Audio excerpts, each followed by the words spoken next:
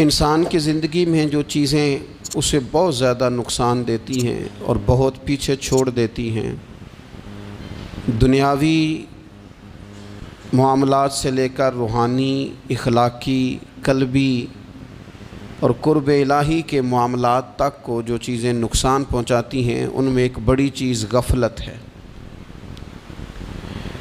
ایک لفظ ہوتا ہے جو ہمیں اکثر سننے کو ملتا ہے کہ آپ کی توجہ نہیں ہے۔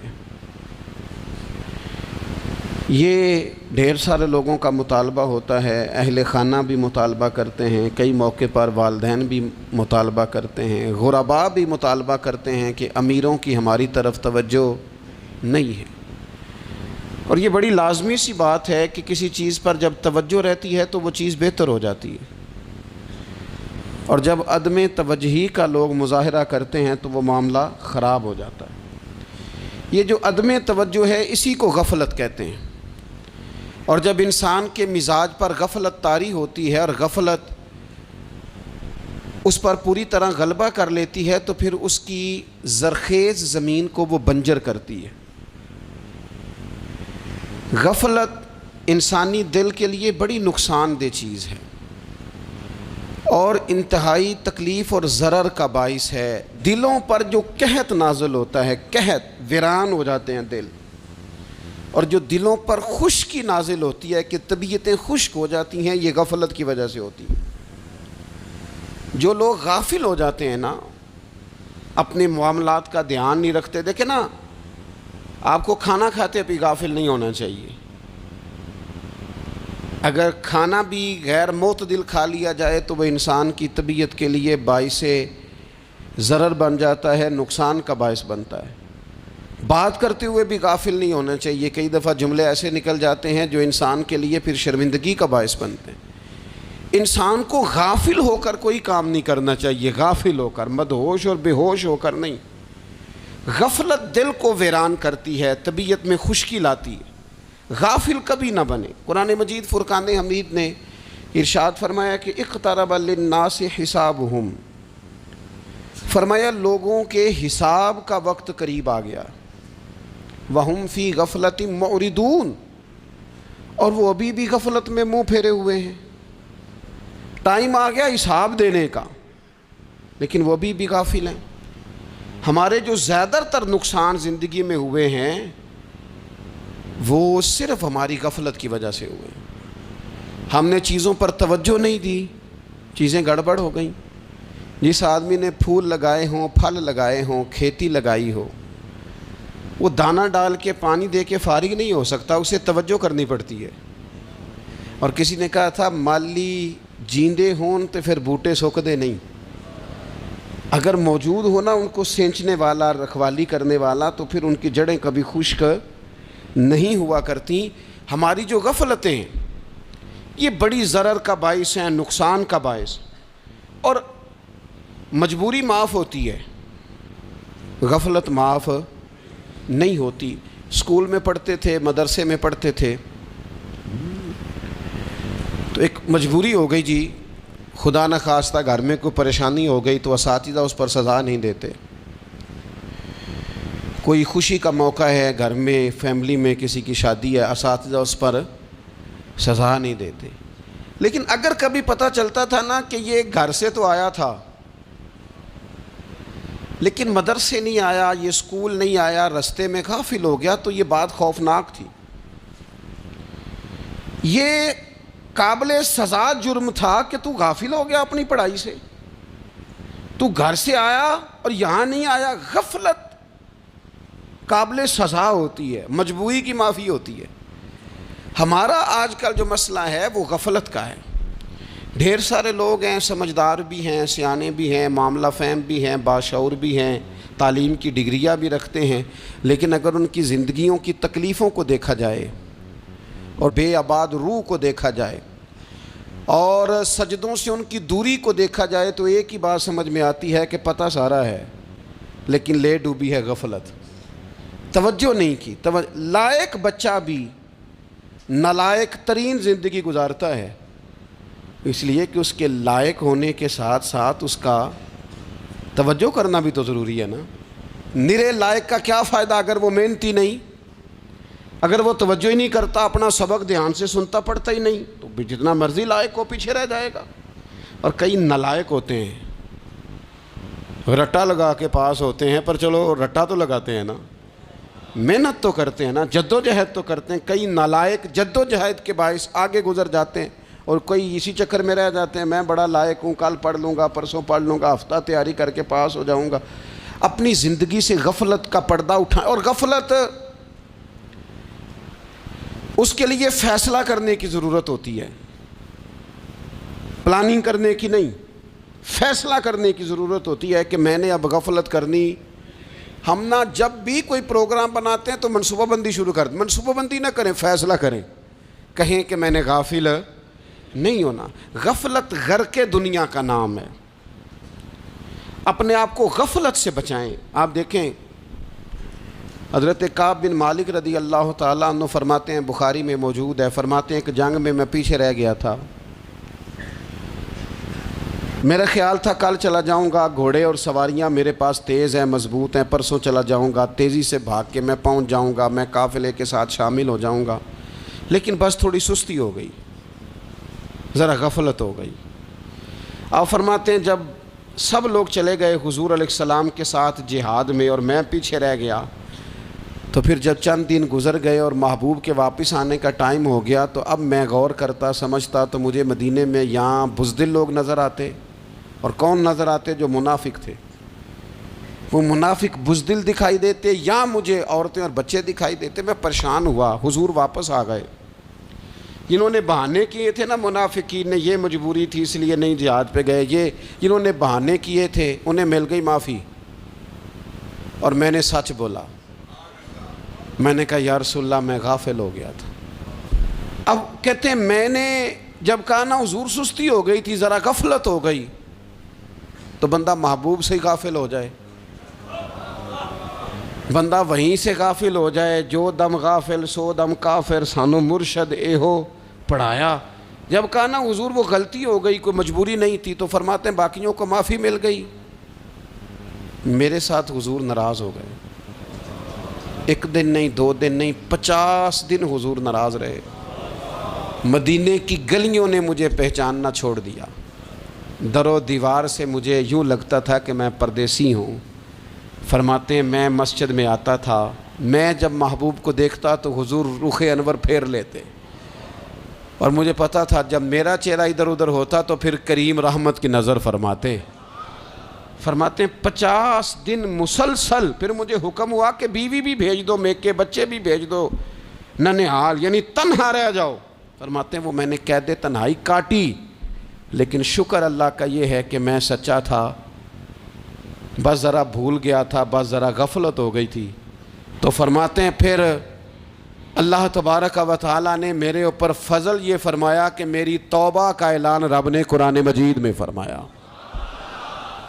تو غافل نہ بنے کبھی بھی۔ ہمارا نا مسئلہ یہ ہے، اور آپ نے ناراض نہیں ہونا،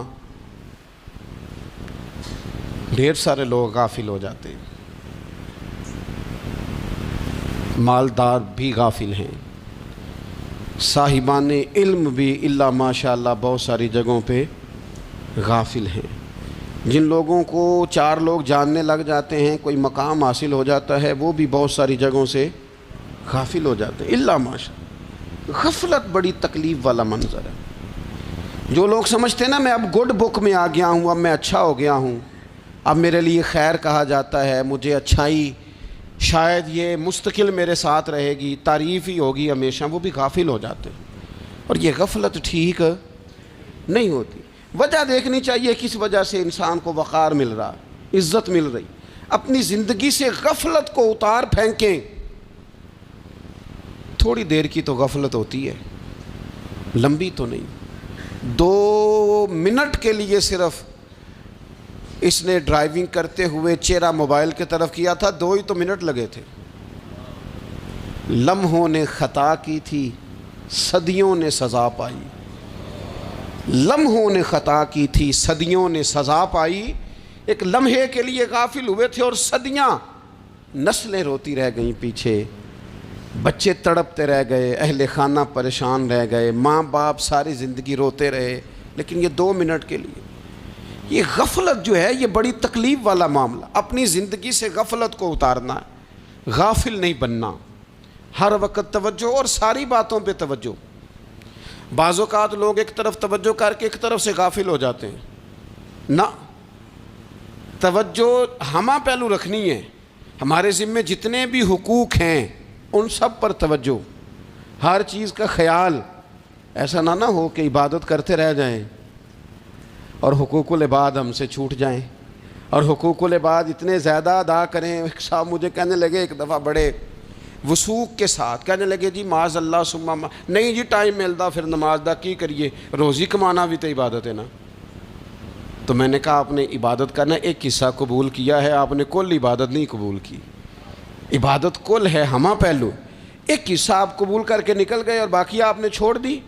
تو کسی ایک طرف سے بھی غافل نہیں ہونا، جتنی ذمہ داریاں ہیں، جتنی ڈیوٹیاں ہیں، ان سب کا خیال۔ اور جو بڑا آدمی ہوتا ہے، بڑا گھر میں بڑا ہو، قبیلے میں بڑا ہو، علاقے میں بڑا ہو، ادارے میں بڑا ہو، کلاس میں بڑا ہو، جو بڑا ہے اس کی تو ساری آنکھیں کھلی ہوئی ہونی چاہیے، ایک ایک پر اس کی نظر ہونی چاہیے کہ میری کہاں ضرورت ہے، کہاں مجھے اشک شوئی کرنی ہے، کس کے ساتھ میں نے کس طرح محبت کا رویہ رکھنا ہے، غافل نہ بنے۔ اچھا جی اب کیسے پتہ چلے گا کہ ہم غافل ہیں؟ یہ کیسے پتہ چلے گا؟ آپ کسی بندے سے بھی پوچھ لیں حالات کیا ہیں تو کہتا ہے اللہ کا شکر ہے کبھی کسی کا دل نہیں دکھایا، اللہ کا شکر ہے جی زمانہ ہو گیا 5 نمازیں پڑھتا ہوں، اللہ کا شکر ہے جی۔ کیسے پتہ چلے گا غافل ہیں؟ پہلی علامت ہمارے علماء اور صوفیاء نے غافل بندے کی لکھی ہے۔ اس آئینے میں نے اور آپ نے اپنا آپ دیکھنا ہے۔ غافل بندے کی پہلی علامت یہ ہوتی ہے کہ وہ دنیاوی کاموں میں چست ہوتا ہے اور اللہ اور اس کے رسول کی فرما برداری میں سست ہوتا ہے۔ یعنی نماز کے وقت تو اسے نیند ستاتی ہے، پریشانی ہوتی ہے، لیکن اگر کسی جگہ مال مل رہا ہو، پیسے مل رہے ہوں، وہاں جانا ہو تو پھر اسے کوئی چیز بھی تنگ نہیں کر۔ دنیاوی کاموں میں چست ہوگا، یعنی ٹی وی کے آگے، موبائل کے آگے وہ گھنٹوں بیٹھا ہوا ہے، اور اگر اسے 25 منٹ قرآن پاک سننا پڑ جائے، اگر اسے 20 منٹ دینی محفل میں بیٹھنا پڑ جائے، اگر اسے کہا جائے کہ تو 20 رکعت نماز نفل ادا کر، دنیاوی کاموں میں چست ہے، دینی کاموں میں، یہ غفلت کی پہلی علامت۔ پھر ذاتی معاملات پہ پیسہ خرچ کرنا ہو تو ڈھیر سارا ہے، کسی غریب کی مدد کرنی ہو تو۔ وہ ہمارے ایک دوست ہیں، وہ اکثر کہا کرتے ہیں، وہ کہتے ہیں آج کل کسی سے کہنا فلائی کام میں، دینی کام میں، کسی کی مدد میں کچھ 4 پیسے خرچ کرنے ہیں تو لوگ کہتے ہیں ہاتھ تنگ ہے۔ ہاں کوئی سستا پلاٹ ملتا ہو نا،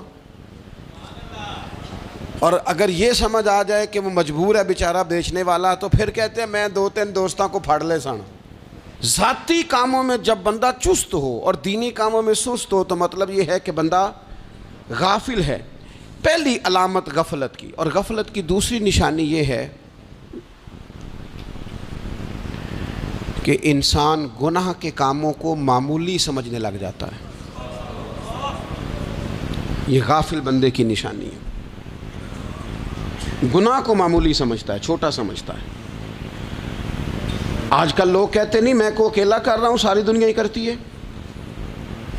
اور جناب کیا ہو گیا اگر یہ غلطی ہو گئی تو بندے سے ہو ہی جاتا ہے۔ گناہ کو معمولی سمجھنا، چھوٹا سمجھنا، اور کہنا پھر کیا ہو گیا ہے، انسان سے غلطی ہو جاتی ہے۔ آپ دیکھ لیں کہ سینکڑوں بیسیوں گناہوں کا بوجھ ہمارے سروں پہ ہوتا ہے، لیکن کوئی ہمارا دبدبہ ہے، کوئی ہماری گفتگو ہے، کوئی ہمارے جملوں میں خود پسندی ہے، کوئی ریاکاری ہے، کوئی تصنع ہے۔ یہ غافل بندے کی علامت ہے۔ نبی اکرم صلی اللہ تعالیٰ علیہ وآلہ وسلم نے فرمایا مومن اپنے گناہوں کو پہاڑ کی طرح سمجھتا ہے، یہ بخاری میں حدیث ہے۔ مومن پہاڑ کی طرح جانتا ہے اور وہ ڈرتا ہے کہ کہیں وہ پہاڑ اس کے اوپر گر نہ جائے، یعنی کہیں مجھے میرے گناہ کی سزا نہ مل جائے۔ چھوٹے گناہ کو بھی پہاڑ جانتا ہے، یار مجھ سے غلطی ہو گئی، مجھے ٹھیک کر لینی چاہیے، مجھے معافی لے لینی چاہیے، مجھے توبہ کر لینی چاہیے۔ مومن اپنے اوپر گناہ کو پہاڑ کی جانب سمجھتا ہے۔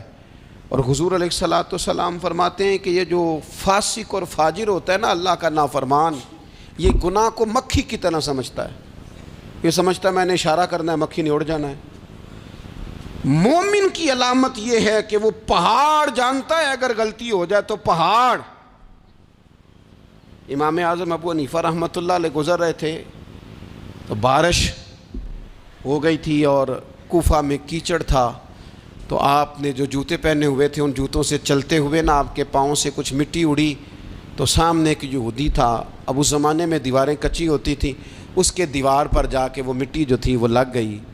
اب امام صاحب بڑے پریشان ہوئے کہ میں نے اس کی دیوار کو آلودہ کر دیا۔ یہاں تو لوگ اپنی اینٹیں رکھتے رکھتے کئیوں کی دیواریں توڑ ہی دیتے ہیں، اور پھر وہ اس پر ماننے کو بھی تیار نہیں ہوتے، تسلیم کرنے کو بھی تیار نہیں ہوتے۔ وہ کہتے ہیں پھر کیا ہو گیا، اب ہمارا یہاں گھر ہے تو ہم نے ٹرالی منگوانی نہیں تھی، ہمارا حق بنتا تھا۔ امام صاحب کے پیروں سے ذرا کیچڑ اڑا، یہودی کی دیوار پہ لگا، اس کی کچی دیوار تھی۔ امام صاحب پریشان ہو گئے، سوچنے لگے کہ اگر میں دیوار سے یہ کیچڑ اتارتا نہیں تو یہ بھی زیادتی ہے، میں نے اس کی دیوار کو گدلا کر دیا، اور اگر میں اتارتا ہوں تو کچھ مٹی اس کی دیوار کی بھی اتر جائے گی، کچی دیوار ہے، یہ بھی زیادتی ہے۔ مومن گناہ کو پہاڑ کی طرح سمجھتا ہے کہ کہیں گر نہ جائے، اس کی بھی کہیں سزا نہ مل جائے۔ امام صاحب نے اس کے دروازے پہ دستک دی، وہ باہر آیا تو اتفاق سے وہ آپ کا مقروض بھی تھا، اس نے پیسے دینے تھے۔ باہر نکلتے ہی کہنے لگا اوہ آپ تو قرض لینے آ گئے، میرے پاس تو ابھی گنجائش نہیں ادا کرنے کی۔ تو امام صاحب کہنے لگے تو قرض چھوڑ، وہ میں نے معاف کیا، میرے سے غلطی ہو گئی ہے، میں آ رہا تھا، لکڑی کے جوتے اس زمانے میں کھڑاؤں لوگوں نے پہنے ہوتے تھے، کہا وہ میرے پیروں سے ذرا کیچڑ اڑا ہے، تیری دیوار پہ لگ گیا ہے۔ اب میں بڑی دیر سے کھڑا سوچ رہا ہوں کہ اگر میں تیری دیوار صاف نہ کروں تو میں نے یہ میلی کر دی، گدلی کر دی، یہ بھی بات درست نہیں ہے، زیادتی، اور اگر میں اسے صاف کرتا ہوں کچی دیوار سے کچھ مٹی اتر جائے گی تو یہ بھی زیادتی ہے، اب تو بتا میں کیا کروں۔ تو بے موسمہ پھل تھا نا یہ، تو بے موسمہ پھل دیکھ کے بندہ حیران ہو جاتا ہے، جو باتیں روٹین میں نہ ہو رہی ہوں وہ ذرا انوکھی لگتی ہے، بندہ حیران ہو گیا، غور سے امام صاحب کا چہرہ دیکھنے لگا، غور سے چہرہ دیکھنے لگا، اور پھر تھوڑی دیر سوچنے کے بعد کہنے لگا حضور پہلے میں نے دین اسلام کے بارے میں پڑھا اور سنا تھا، آج میں نے دین دیکھا ہے۔ پہلے میں نے سنا تھا کہ دین اسلام اس طرح کا ہے، آج میں نے دین ہم نہ پوری دنیا کے کافروں کو دین سنانا چاہتے ہیں، دکھانا نہیں چاہتے، ہم نیک نظر آنا چاہتے ہیں، نیک بننا نہیں چاہتے، ہم نیک نظر آنا چاہتے۔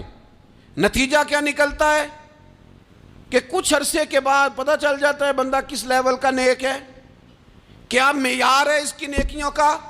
کہنے لگا حضور پہلے میں نے دین سنا تھا، آج دیکھا ہے۔ آپ وہ مٹی کی دیوار پر جو کیچڑ لگ گیا ہے، دیوار کو بعد میں صاف کیجئے گا، پہلے کلمہ پڑھائیں تاکہ میرے اندر کا کفر صاف ہو جائے، مجھے مسلمان کر دیں۔